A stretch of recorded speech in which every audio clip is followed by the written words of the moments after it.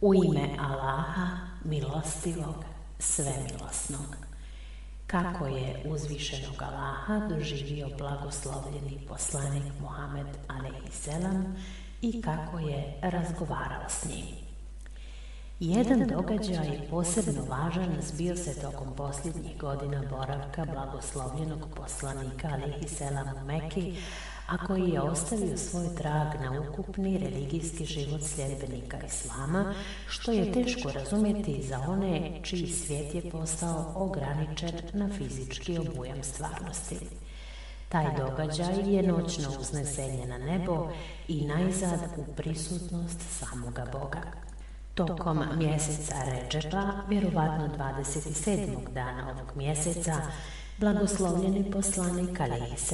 je na čudotvoren način prenesen iz Meke u Jeruzalem, a odande je ozbiljio mirač ili uzdignuće kroz sve stupnjeve egzistencije do krajnjeg kosmičkog obzorja, do lotosa krajnje granice, čak i mimo njega, u neposrednu blizinu Božiju, opisanu kao stanje udaljenosti koliko 2 luka.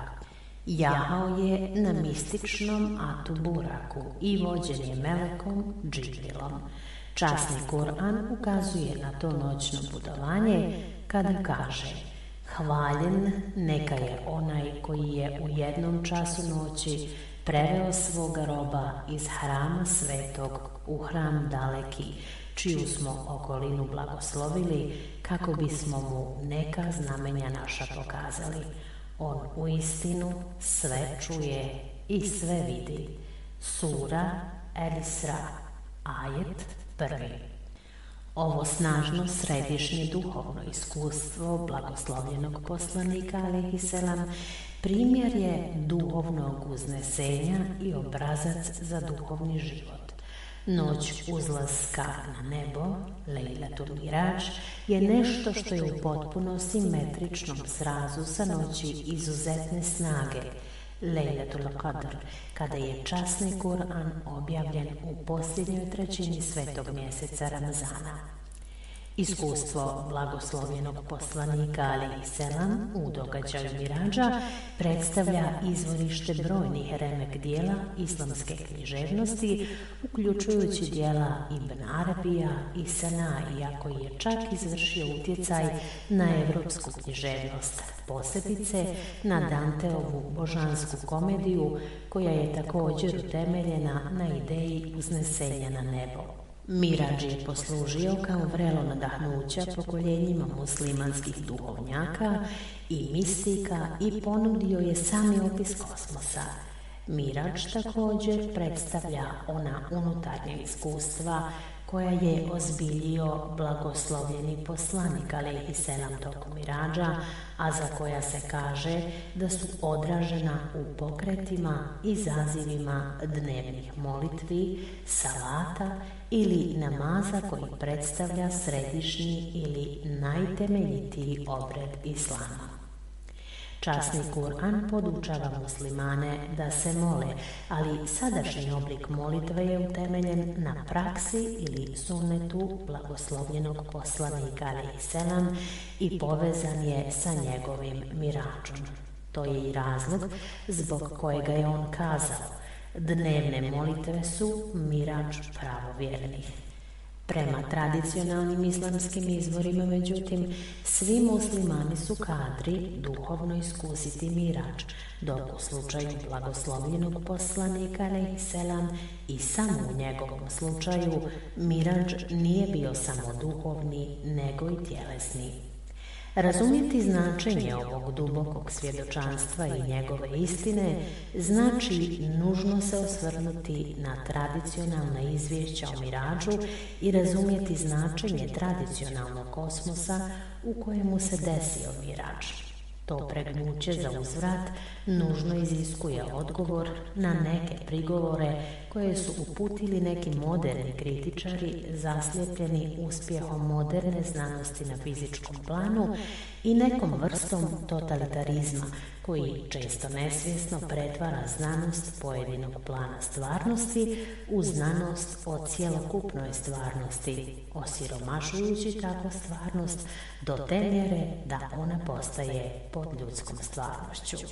Evo kratkog pregleda jednog od tradicionalnih kazivanja o mirađu kako je zabilježeno u dijelu Hayatul Kulub, život srdaca, kazivanja odavno znanog među muslimanima na podkontinentu Indije i Perzije. Pošto je započeo kazivanje o svom putovanju od Meke do Jeruzalema, blagoslovljeni poslanik alejhiselam nastavlja. Tada me je Džibril doveo do prvog neba. Ondje sam ja vidio Ismaila alejhiselam, melekutskog ravnatelja tog duhovnog obitavališta i gospodara meteora kojima su tjerani šejtani iz nebeskih palača. Postoji 70.000 melekutskih bića pod Ismailovim alejhiselam zapovjedništvom, a svaki pojedini melek zapovjeda sa drugih 70.000 meleka. Ismail alejhiselam je upitao Džibrila: ko je to s tobom? Moj vodič je odgovorio: Muhammed. Da li se on već pojavio? Da, odgovorio je moj vodič. Potom je Ismail alejhiselam otvorio kapiju nebesku i mi smo međusobno razmijenili pozdrave i zazvali Božji blagoslov jedan na drugoga. Rekao mi je: pozdravljam te i želim ti dobrodošlicu, moj vrli brate i poslaniče. Meleci su nagrnuli bliže meni i svi oni koji su me vidjeli radosno su se smijali. Na takav način blagoslovljeni poslanik alejhiselam prelazio je sa jedne razine bitka na drugu, polazeći od paklenskih stanja i prolazeći kroz raznovrsne rajske perivoje, a nad svakim od njih je vladao jedan poslanik i mnoštvo meleka, i sve tako do 7. neba i dalje, tamo gdje je Bejtul Ma'mur, hram Božji, oko koga se stalno obilazi, gdje je poslanik alejhiselam klanjao 2 rekata namaza. Vidio je stablo raja, šeđeratut tuba, potom je nastavio dalje do lotosa krajnje granice, Sidratul Muntaha, i najzad do same Božje prisutnosti. Posljednju postaju na tom putovanju blagoslovljenog poslanika alejhiselam opisao je Sujuti u svom dijelu. Potom, kada sam u svom noćnom putovanju bio doveden do prijestolja i primaknuo mu se još bliže, bio mi je spušten zeleni rafraf, uzeni komadić svilenog brokata i suviše profinjen da bih vam ga mogao opisati, do kojega me Džibril donio i posadio na njega. Potom se on morao udaljiti od mene, stavljajući svoje ruke na oči, bojeći se da ne oslijepi uslijed blistave svjetlosti prijestolja, i počeo je glasno jecati, izgovarajući Subhanallah i Elhamdulillah. Sa Božjim dopuštenjem, kao znak Božje milosti prema meni i njegove savršene naklonosti prema meni, onaj rafraf me unese u prisutnost gospodara prijestolja, na mjesto preveć čudesno za jezik da to iskaže ili za imaginaciju da to dočara. Pogled mi je bio zaslijepljen, da sam u strahopoštovanju pomislio kako sam oslijepio. Tada sam zatvorio oči, što je bilo popraćeno Božjom divnom naklonošću. Kada sam sklopio oči, Bog je otvorio moj unutarnji vid u mome srcu, tako sam svojim srcem počeo razgledati ono što sam ranije gledao svojim očima. Bila je to tako blještava svjetlost u svojoj iskričavosti da se bojim da vam neću nikada moći dočarati ono što sam vidio od njegova veličanstva.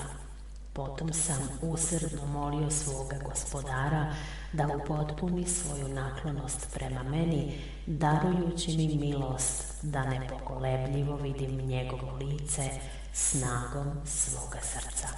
Gospodar moj darovao mi je tu naklonost, pa sam gledao u njega svojim srcem, sve dok ta vizija nije postala stamena i ja sam dobio postojanu viziju njega.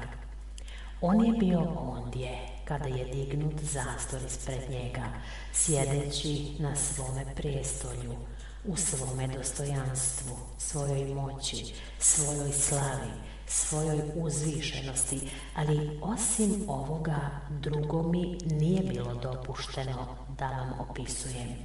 Neka je slavljen on, kako je on veličanstven, kako su obilna njegova djela, kako je uzvišeno njegovo stanje, kako je blistava njegova svjetlost.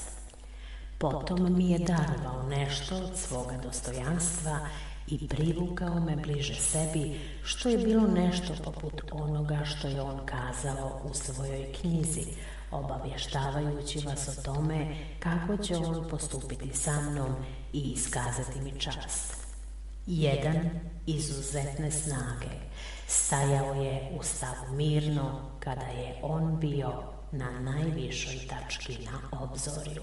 Razboriti koji se pojavio u liku svome na obzorju najvišem, zatim se približio pa nadvio, blizu onoliko koliko 2 luka ili bliže. Sura An-Nedžm, ajeti 6-9.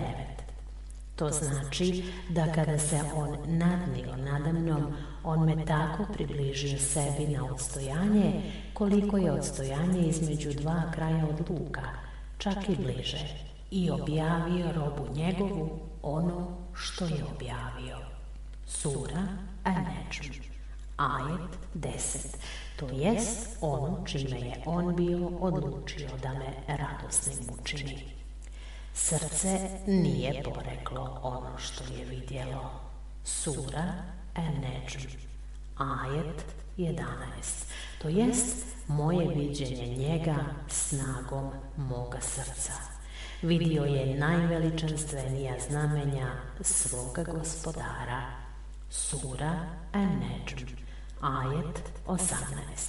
Potom, kada je on slavljen bio, podario mi nešto od svoga dostojanstva, položio je jednu svoju ruku među moja pleća i ja sam osjetio studen vrhova njegovih prstiju, a za to vrijeme na mom srcu, dok iskušava takvu divotu, tako ugodan miris, tako udivljujuću stud, poput osjećanja časti dok mi je darivana vizija njega, tako da se sva moja zebnja rastopi, strah odvali od mene, a srce mi se smiri.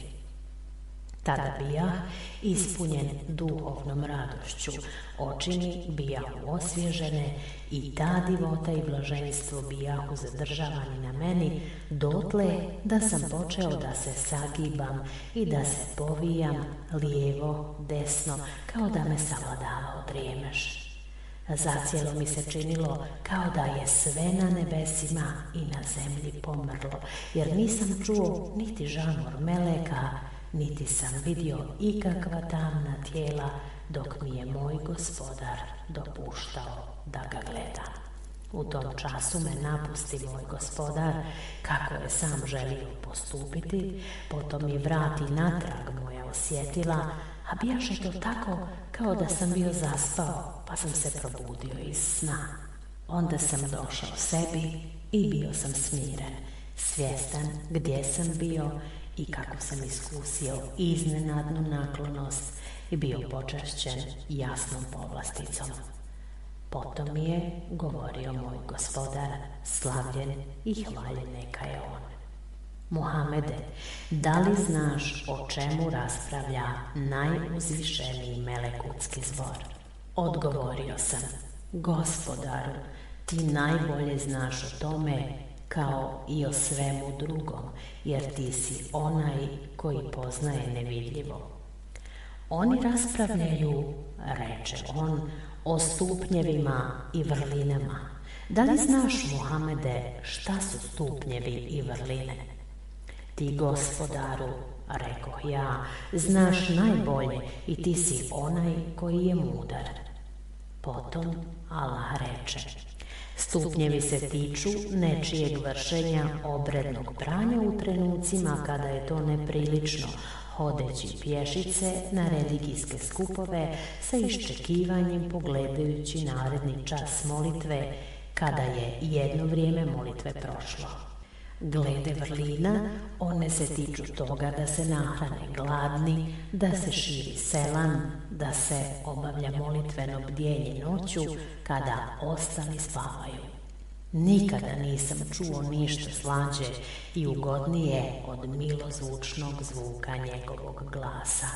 Takva je bila umilnost njegovog melodičnog glasa da mi je ulijevala pouzdanje i tako sam mu ja govorio o svojoj potrebi. Rekoh mu, Gospodaru, ti si uzeo Ibrahima za prijatelja.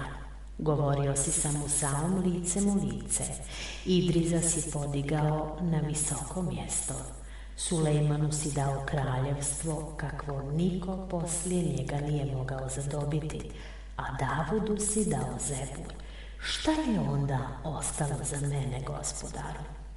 On reče, Muhamede, uzeo sam te sebi za prijatelja, baš kako sam za prijatelja bio uzeo Ibrahima. Darujem ti suru El-Fatiha i 2 zadnja ajeta sure El-Beqara. Oboje je iz riznica moga prijestolja i nijedno od njih nisam dao nijednom poslaniku prije tebe. Šaljem te kao poslanika bijelim, crnim i crvenim narodima, džinima i ljudima, premda prije tebe nisam svima njima slao niti jednog poslanika. Zemlju sam rasprostro zbog tebe, njeno kopno i njeno more zbog tebe i tvoje zajednice kao mjesto za pročišćenje i poradi bogoštoblja. Tvojoj zajednici darujem pravo na ratni plijen koje kao nadoknadu nisam darovao nikome prije njih. Pomoći ću te strahotama koje će tvoji neprijatelji natjerati u bijeg pred tobom mjesec dana prije tvog polaska u pohod. Poslaću ti učitelja svih knjiga i čuvara svih objavljenih knjiga, Kur'an, koji sve dio po dio objavljujemo. Ja ću spomen na tebe visoko uzdići, čak dotle da ću taj spomen sa imenom svojim povezati, tako da ni jedan propis moje religije neće nikada biti spomenut, a da i ti ne budeš spomenut sa mnom. On mi je nakon toga priopćio stvari koje mi je zabranjeno da vam otkrijem, a kada je on sklopio svoj savez sa mnom i kada me je ostavio ondje u trenu u kome je on htio, iznova je zasjeo na svoj prijestol. Neka je slavljen on u svojoj uzvišenosti, svom dostojanstvu i svojoj moći. Zatim sam pogledao i gle, nešto je promaklo između nas i zastor od svjetlosti se spustio ispred njega. Svjetlosti jarko plamteće i odsjevajuće samo Bog zna dokle i tako snažne da kada bi se usmjerila prema bilo čemu u kosmosu, u pepeo bi pretvorila cijelo Božje stvorenje. Potom se zeleni rafraf na kome sam ja klizio, nježno dizao i spuštao niz Ilijun, dok me nije doveo nazad do Džibrila, koji me je odatle preuzeo. Nakon toga se rafraf uspinjao u visinu, sve dok nije iščezao iz mog vidokruga.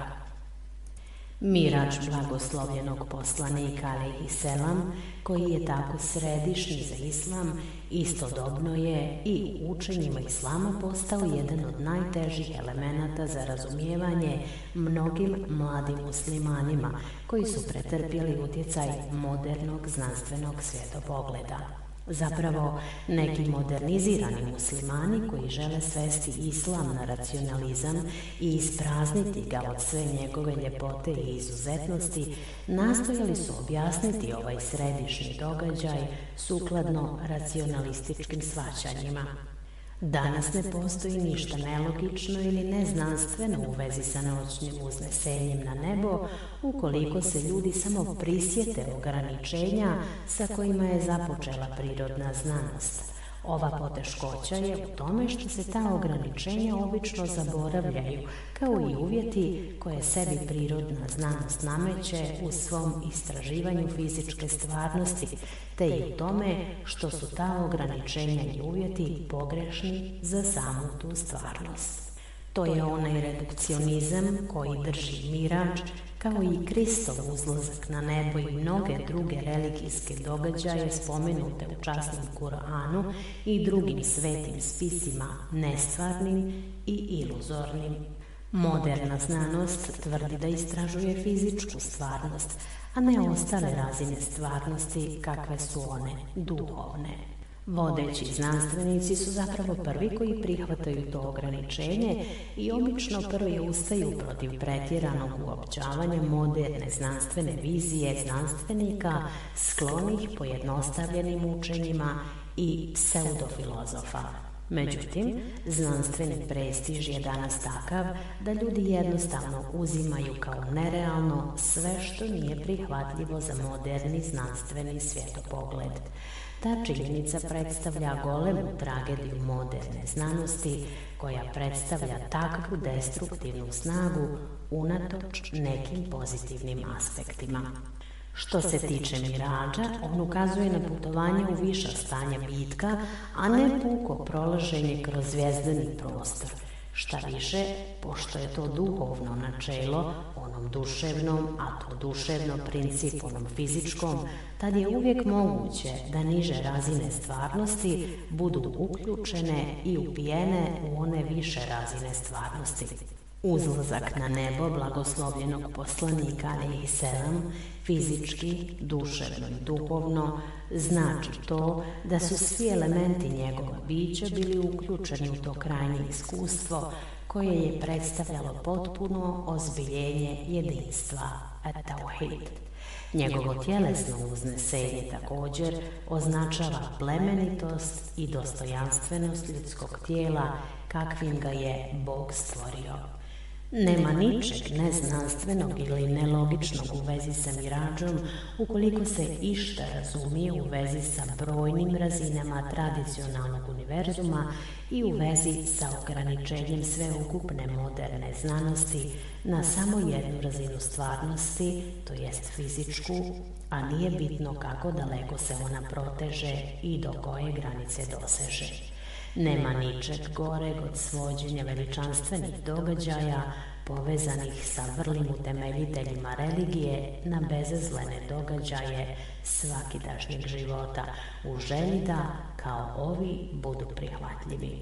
To je tim pogubnije u vremenu kada je takozvani svakidašnji život postao za većinu priprost i lišen dostojanstva i ljepote koji čine odlike prirodne ljudske egzistencije. Tekst čitala Jasmina Purić. Prijevod profesor dr. Rešid Hafizović.